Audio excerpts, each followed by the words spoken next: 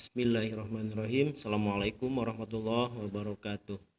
Anak-anakku sekalian, alhamdulillah bertemu kembali dengan Bapak pada pertemuan ke-11 pembelajaran daring bahasa Indonesia.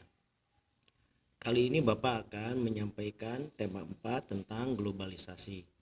Indikator menggali isi teks dengan menyajikan hasil penggalian informasi dari teks penjelas atau teks eksplanasi ilmiah yang didengar dan dibaca secara lisan, tulis, dan visual dengan menggunakan kosakata baku dan kalimat efektif.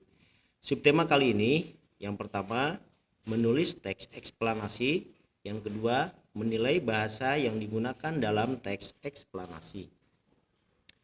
Yang pertama menulis teks eksplanasi. Pada materi sebelumnya, kalian sudah belajar mengenai ciri teks eksplanasi.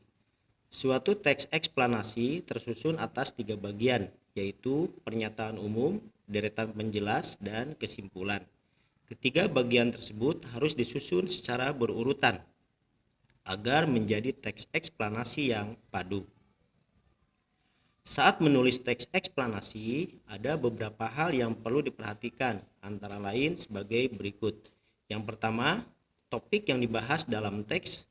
Yang kedua, kesesuaian informasi dengan fakta. Yang ketiga, urutan informasi yang disampaikan. Dan yang keempat, penggunaan bahasa dalam teks. Topik yang dibahas dalam teks.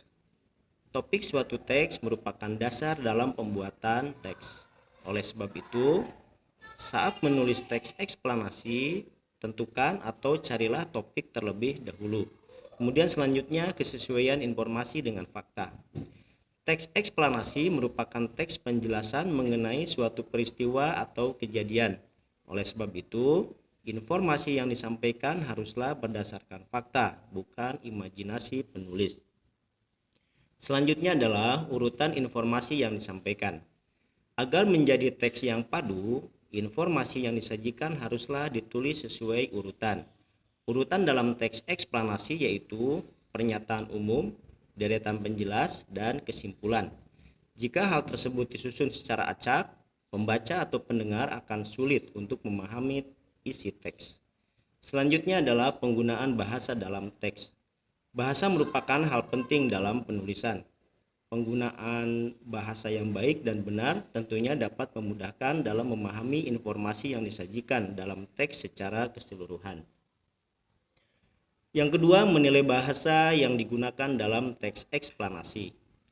Teks eksplanasi berisi penjelasan mengenai suatu peristiwa secara detail.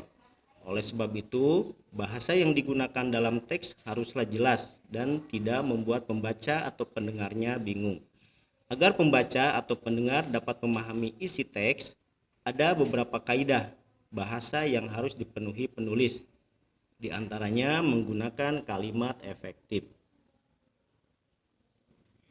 Suatu teks kalimat dapat dikatakan efektif apabila memenuhi kriteria berikut. Pertama, mengandung subjek dan predikat. Yang kedua, menggunakan kata baku. Yang ketiga, tidak bertele-tele atau terlalu panjang. Dan yang keempat, tidak bermakna ganda atau ambigu. Sementara itu, dari segi ejaan, penulisan suatu teks eksplanasi haruslah memenuhi kaidah bahasa Indonesia yang baik dan benar. Misalnya penulisan tanda baca. Kaidah tersebut dapat dilihat pada Pedoman Umum Ejaan Bahasa Indonesia atau PUEBI. Sekarang kalian baca paragraf berikut. Kalian bisa lihat di buku paket halaman 48. Setelah kalian membaca teks di atas, menurut kalian bagaimana penggunaan bahasa pada paragraf di atas? Apakah sudah sesuai kaidah bahasa Indonesia yang baik dan benar? Jika belum, tuliskan kesalahan apa saja yang terdapat pada paragraf tersebut. Baiklah, kita simak beberapa hal yang harus kita perbaiki. Bapak baca dulu. Di era serba cepat seperti saat ini, ponsel merupakan benda yang tidak asing di masyarakat. Ponsel menjadi alat komunikasi yang dapat menunjang kehidupan masyarakat di era globalisasi saat ini. Melalui ponsel, masyarakat dapat berkomunikasi mentransaksi, kerja, bahkan bertukar budaya dengan masyarakat lain di berbagai wilayah di mancanegara. Semua aktivitas tersebut dapat dilakukan berkat perkembangan teknologi, khususnya dalam bidang komunikasi.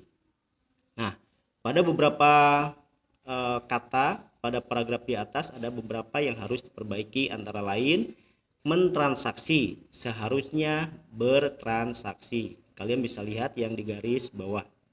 Kemudian kerja seharusnya bekerja, dan teknologi seharusnya teknologi. Demikianlah anak-anakku sekalian pembahasan kita kali ini. Kalian bisa menulis jawaban-jawaban tadi untuk mengisi soal buku paket halaman 48. Bapak tutup dengan billahi taufik wal hidayah. Wassalamualaikum warahmatullahi wabarakatuh.